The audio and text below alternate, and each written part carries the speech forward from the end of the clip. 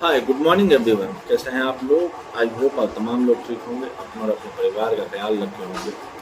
दोस्तों, रात के करीब 2 बजे के आसपास का वक्त रहा होगा। एक बालक जिसकी उम्र 2 साल के आसपास थी, वो अपनी माँ के साथ सोया हुआ था, लेटा हुआ था। बच्चे को भूख लग जाती है और अपनी माँ को रात के 2 बजे के आसपास अपनी माँ को जगाती है रोना शुरू करके। माँ समझ जाती है कि शायद उसका बेटा भूखा है। दरअसल उसे भूख लग जाती है। माँ ने अपने ही बालक को अपने सीने पे लिटाया और बच्चा दूध पी रहा था और दूध पीते पीते अठखेलियाँ कर रहा था। कब माँ की आंख लग जाती है, माँ को पता ही नहीं चलता। इसी बीच में एक गोली चलती है और जैसे ही गोली चलती है, गोली उस बच्चे को लगती है और बच्चे को गोली चिढ़ते हुए उसकी माँ को लगती है और माँ से को भी गोली चिढ़ते हुए गोली आर पार हो जाती है और निकल जाती है। माँ और बेटे जिस हालत में लेटे हुए थे, उसी हालत में उसकी मौत हो जाती है। दिन निकलता है। इसके बाद पड़ोसी हो, गांव वाले हो, मीडिया वाले हो या फिर पुलिस वाले हो, जो भी आ रहा था, इस दृश्य को देख करके हर किसी की आंख में आंसू थे। हर कोई व्यक्ति सोचने पे मजबूर था कि आखिरकार कातिल कितने निर्मम रहे होंगे, कितने कठोर रहे होंगे कि उन्होंने यह भी नहीं देखा कि एक बालक अपनी माँ का दूध पी रहा है और इस तरह से उसकी हत्या कर दी जाती है। एक पत्रकार ने फोटो खींचा। फोटो खींचने के बाद उसको अखबार में प्रकाशित किया। जहाँ जहाँ तक भी अखबार जाता, वहाँ वहाँ तक वो फोटो और माँ और बच्चे की फोटो प्रकाशित हो जाता है और एक ही गोली से माँ और बेटे दोनों मर जाते हैं। दरअसल इस घर में जो हुआ, जो कहानी मैं आपको सुनाने जा रहा हूँ, इसमें एक दो नहीं बल्कि कुल मिलाकर 8 कत्ल हो जाते हैं, 8 मर्डर होते हैं। जो मर्डर का मोटिव था, मकसद था, उस मकसद के बारे में पता चलता है तो कोई ठोस मकसद नहीं था। लेकिन जिस तरह से हत्याएं की जाती है, वो हत्याएं अपने आप में झकझोर करने वाली थी, परेशान करने वाली थी। हालांकि मामला सुप्रीम कोर्ट में है, अदालत में चल रहा है, जरूर है, फांसी की सज़ा भी सुनाई जाती है। लेकिन कुछ दिन बाद पता चलता है कि पर्याप्त सबूत नहीं मिलने की वजह से उनको फांसी की सज़ा टल जाती है और उम्र कैद की सज़ा में तब्दील कर दी जाती है। आज की यह कहानी जो सबसे चर्चित कहीं उन कहानियों में से एक है। आज की जो सच्ची घटना मैं आपको सुनाने जा रहा हूँ, यह सच्ची घटना है उत्तर प्रदेश का एक जिला है बुलंदशहर। बात कर रहा हूँ 28 और 29 जुलाई 2008 के लगभग 3:45 के आसपास का वक्त रहा होगा। डायल 100 पे कंट्रोल रूम को एक सूचना मिलती है कि साहब, थाना औरंगाबाद का एक गांव लगता है बराड़ी, और बराड़ी में ही लगातार गोलियां चल रही है और गोली चलने के बाद शायद कई लोगों की हत्या हो चुकी है। जैसे ही कांस्टेबल जो कि ड्यूटी पे था, अपनी सीट पर काम कर रहा था, उनको ये सूचना मिलती है। वह तुरंत ही एसएचओ के पास जाता है। एसएचओ बलवीर सिंह से जाकर कहता है कि साहब, फला गाँव के अंदर गोली चलने की वजह से कुछ लोगों की हत्याओं की सूचना मिली है। जैसे ही बलवीर सिंह को ये पता चलता है, बलवीर सिंह अपनी टीम तैयार करते हैं। सब इंस्पेक्टर जग रोशन, sub inspector Suresh Chandra, constable Kuldeep, constable Kapil, इन सब को मौके पर भेजा जाता है। और जैसे ही ये लोग मौके पर पहुंचते हैं तो एसएचओ को रिपोर्ट करते हैं। एसएचओ जिस हालत में थे, उसी हालत में मौके पर पहुंच जाते हैं और दौड़ते दौड़ते वह एसएसपी, आईजी, डीआईजी, जहां जहां तक ये उच्च अधिकारियों तक खबर पहुंच सकती थी, वहां वहां तक खबर पहुंचाने की पूरी कोशिश की।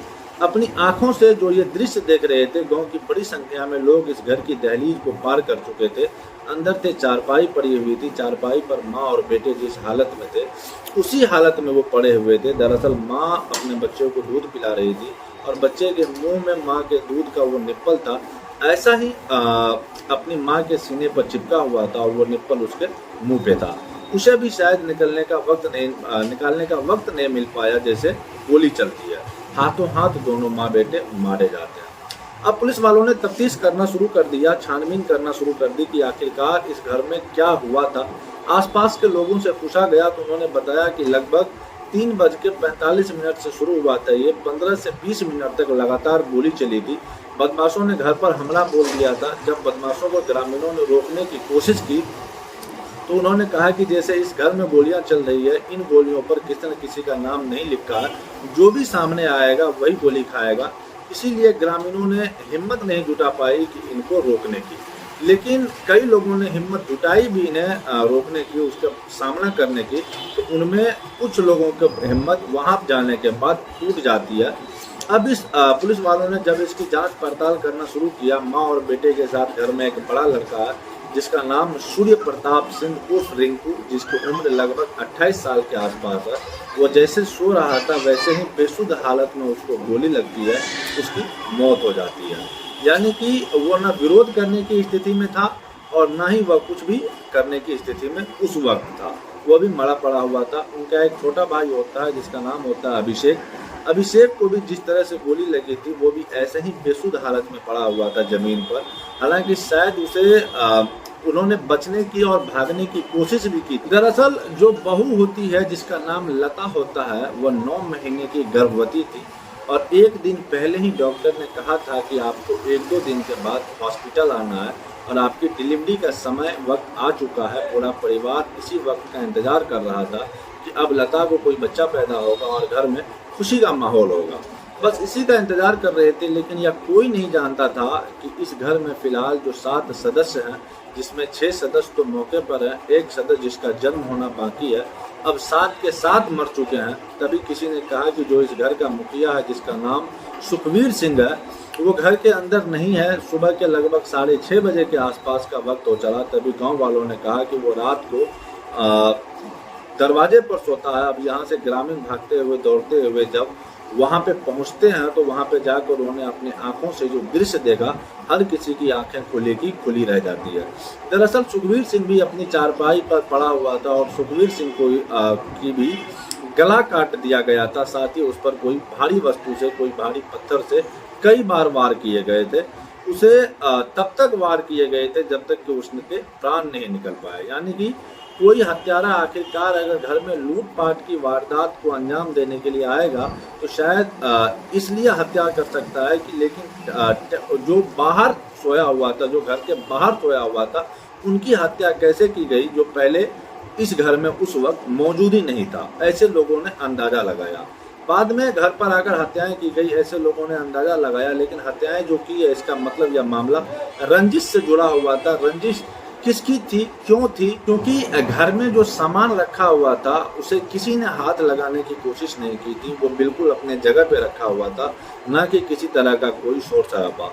अब पुलिस ने इस मामले की पड़ताल करना शुरू कर दिया। मौके पर आईजी, डीआईजी, एसपी, डीएसपी, तमाम आला अधिकारी मौके पर पहुंच जाते हैं और अलग अलग लोगों ने पूरे प्रकरण में इस मामले में पूछताछ कर रहे थे कि आखिरकार किसने इस घटना को अंजाम दिया होगा, किससे क्या मामला है। पुलिस अभी इस मामले की जांच पड़ताल कर ही रही थी कि किसी ने कहा कि साहब जो पहली मंजिल है वहां तक तो पहुंचने के लिए जो सीढ़ियां हैं, लेकिन जो दूसरी मंजिल की छत है उस पर पहुंचने के लिए सीढ़ी नहीं है। ऐसा न हो कि छत पर कोई नौकर उसको भी मार दिया गया हो, इसलिए उसको भी देखा जाए। अब जैसे ही एसपी राजकुमार ने ये बात सुनी, एसपी ने कहा कि एक काम करो, जाकर कहीं से कोई सीढ़ी का इंतजाम करो। अब सीढ़ी का कोई इंतजाम कराया जाता है तो जो सुखवीर सिंह था, उसी का छोटा भाई जिसका नाम होता है रणवीर सिंह, उसके घर में एक सीढ़ी रखी हुई थी जो बांस की सीढ़ी थी।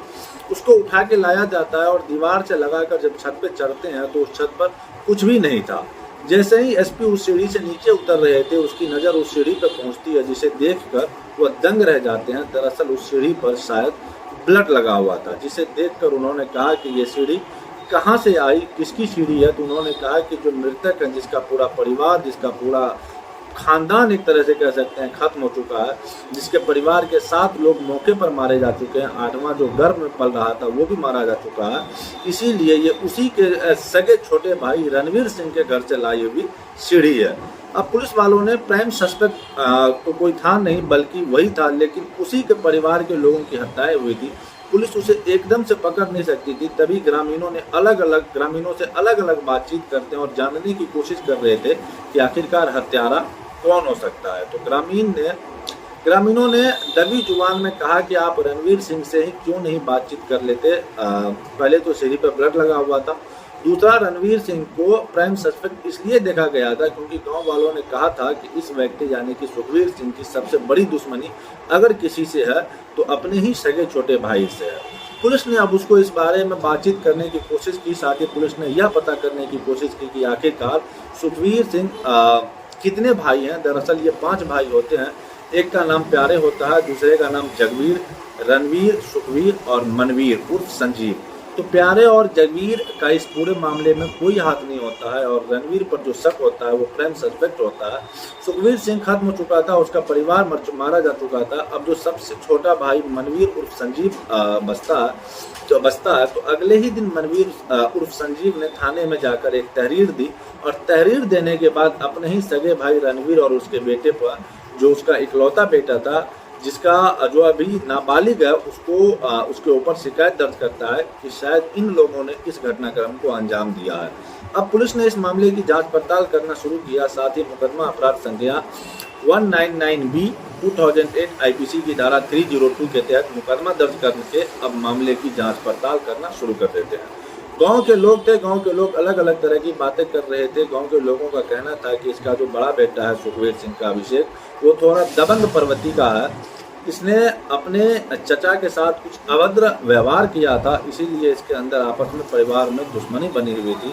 अब पुलिस इस मामले की जांच कर रही थी, जिससे जो इसके अंदर घिरे हुए थे, जिसने तहरीर दी थी, उसके घर में भी उसके जो दबंग व्यक्ति का जो लड़का था दबंग, उसका छोटा बेटा जिसका नाम होता है सूर्य प्रताप सिंह उर्फ रिंकू, ऐसा बताया जाता है कि उसने अपने ही चाचा और छोटा जो छोटा चाचा था उसके साथ भी कुछ ऐसे ही हरकत की थी, जिससे रणवीर सिंह दुश्मनी मानने लगा था, रंजिश मानने लगा था। और इसी बात को देखते हुए आपस में कुछ रंजिश कुछ ज़्यादा ही बढ़ जाती है, इसीलिए उन्होंने इस घटनाक्रम को अंजाम दिया। दरअसल पहले जो हत्यारे कातिल होते हैं वो सीधे सीधे ट्यूबवेल पर पहुंचते हैं। वहां जाने के बाद बाल्टी से उसकी जो गर्दन थी उसको काट देते हैं। बाल्टी शायद कोई धारदार वस्तु से बनाया हुआ था, प्लास्टिक का नहीं होगा। साथ ही पत्थर से इस तरह से उनको मारने की कोशिश करते हैं कि शायद पत्थर या ईंट, कोई भी भारी वस्तु जिसको बार बार तब तक मारा गया जब तक कि उसके प्राण नहीं निकल गए। इसके बाद जब वो घर में प्रवेश करते हैं तो उस सीढ़ी का ही सहारा लेते हैं जो उसके घर में बांस की सीढ़ी रखी हुई थी। उसके बाद आते हैं उस वक्त जो बच्चा था 2 साल का चीकू, जिसका नाम होता है, अपनी माँ की गोद में वो अपनी माँ के पेट पर लेता हुआ उस वक्त दूध पी रहा था। वो एक गोली चलती है, माँ और बेटे हाथों हाथ मारे जाते हैं। तभी अभिषेक और दूसरा जो सूर्य प्रताप होता है उसको उसी तरह से गोली मार दी जाती है, क्योंकि वो बहुत गहरी नींद में सोया हुआ था। लेकिन इसी बीच में जो उसकी छोटी बहू थी लता, जो 9 महीने की गर्भवती थी, और सुखवीर सिंह की पत्नी जिसका नाम श्रेयस होता है, वो आराम से मतलब नहीं बल्कि अपनी जान बचाने के लिए छत की तरफ भाग रहे थे, ताकि वो अपनी जान बचा सके और चिल्ला सके, चीख सके, ताकि लोग उसकी मदद के लिए आ सके। और तुरंत उसको गोली मार दी जाती है उसी वक्त जब वो सीढ़ी पर ऊपर जाने की कोशिश कर रही थी। इसीलिए वो सीढ़ी को पार नहीं कर पाए थे, आगे नहीं बढ़ पाते हैं, सीढ़ी पर ही उसकी मौत हो जाती है। पुलिस ने इस मामले की चार्जशीट दाखिल की और चार्जशीट दाखिल करने के बाद इसमें मुख्य आरोपी रणवीर सिंह को बनाया। साथ ही जो उसका नाबालिग बेटा होता है उसको आरोपी बनाया। साथ ही जो उसकी पत्नी होती है रणवीर सिंह की, देवेंद्र, उसको भी उन्होंने आरोपी बनाया। जिसने तहरीर दी थी, जो वादी बना था, उनको भी इसको आरोपी बनाया। यानी कि पुलिस ने आईपीसी की धारा 302 जो लगाई थी, बाद में 120B भी धारा लगाई, जो साजिशकर्ता के रूप में मानी जाती है।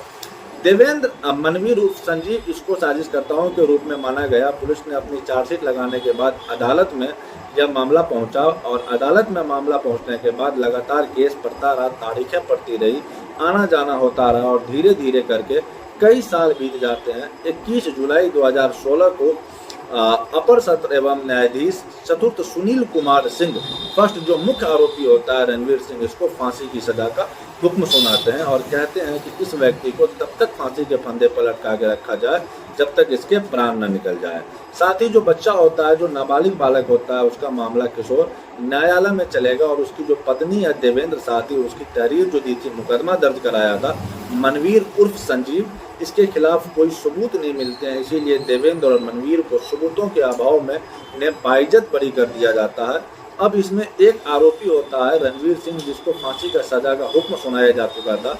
जब यह घटना हुई थी तब ये बहुत ज़्यादा मामला हाईलाइट रहा था। साथ ही जब यह सज़ा सुनाई जाती है साल 2016 में, फिर यह मामला बहुत ज़्यादा हाईलाइट हो जाता है। साथ ही यह मामला हाई कोर्ट में जाता है इलाहाबाद, और इलाहाबाद में अपील की जाती है कि जो सज़ा सुनाई गई है वो सिर्फ हमें झूठा फंसाया गया है। पुलिस ने इस मामले में सही से जांच नहीं की है। जो भी इसमें सबूत दिखाने की, जुटाने की कोशिश की गई है, जो बलकटी जो तमंचे बरामद कराए गए थे, उनमें पुलिस का खेल था। यानी कि बचाव पक्ष ने अपने बचाने के लिए तमाम प्रयास किए और इस मामले को इलाहाबाद हाई कोर्ट में अब सुनवाई की जाती है और तब वहां पर कई साल बीत जाते हैं। दिसंबर 2023 में इलाहाबाद हाई कोर्ट के जो न्यायाधीश होते हैं अश्वनी कुमार मिश्रा और एस.एच. रिजवी की जो खंडपीठ होती है वो फांसी की सज़ा को उम्र कैद में तब्दील कर देती है और जब यह मामला उम्र कैद में तब्दील हो जाता है तो उसके बाद फिर यह सुप्रीम कोर्ट में शायद यह अपील की जाती है कि रणवीर सिंह को झूठे मामले में फंसाया गया था।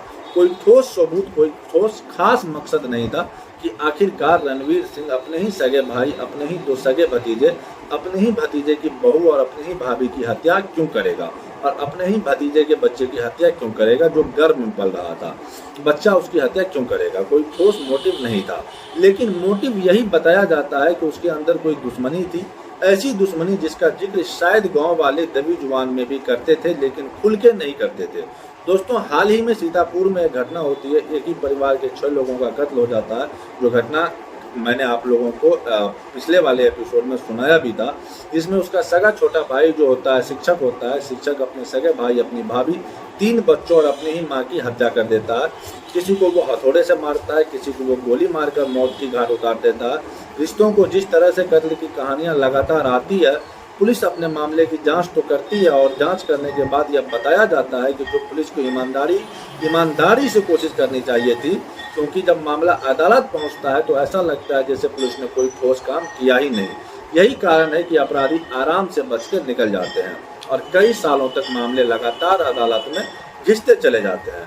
यही कारण है कि अपराध अभी अंकुश आसानी से लगता नहीं है। दोस्तों, इस पूरे घटनाक्रम को सुनाने का उद्देश्य किसी का दिल दुखाना या किसी को परेशान करना बिल्कुल नहीं है, बल्कि आपको जागरूक करना है, आपको सचेत करना है। आई होप कहानी आपको पसंद आई होगी।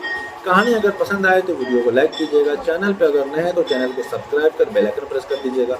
मिलते हैं किसी नए वीडियो में नई कहानी के साथ, तब तक के लिए जय हिंद, जय भारत।